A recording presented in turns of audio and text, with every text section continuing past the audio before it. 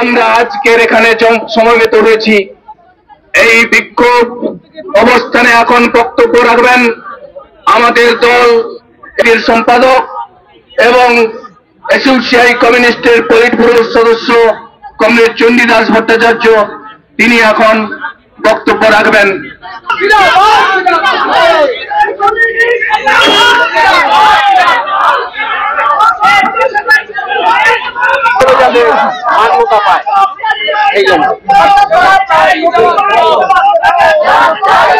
বন্ধুগণ, আমরা এই 14ই হাজির হয়েছি 4 মাস পরে 14ই আগস্টে যে মহিলাদের রাত দখল হয়েছিল তাকেই স্মরণ করে ছিলেন পশ্চিম বাংলার, ভারতবর্ষের, দেশের সীমানা পেরিয়ে গোটা বিশ্বে নৃশংস হত্যাকাণ্ড, যা একজনের দ্বারা কোনোদিন সম্ভব না।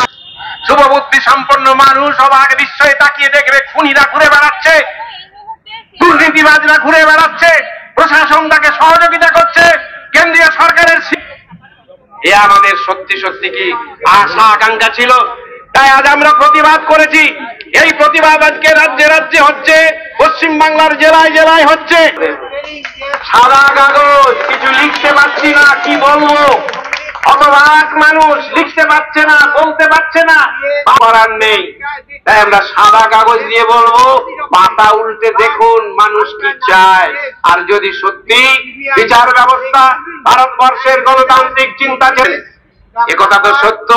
কেন্দ্রে যারা সরকারে রয়েছেন তারা এই রাজ্য সরকার তৃণমূলের বিরোধিতা করেছেন, বন্ধ ডেকেছেন, হঠাৎ তারা চুপ করে গেল। প্রত্যাশা করে কি করবেন, কি বলবেন? নির্যাতিতার বাবা মা গিয়েছিলেন, কেন্দ্রীয় মন্ত্রী বলেছিলেন দেখা করবেন, দেখা করেননি। তাই আজ আমাদের প্রতিবাদ।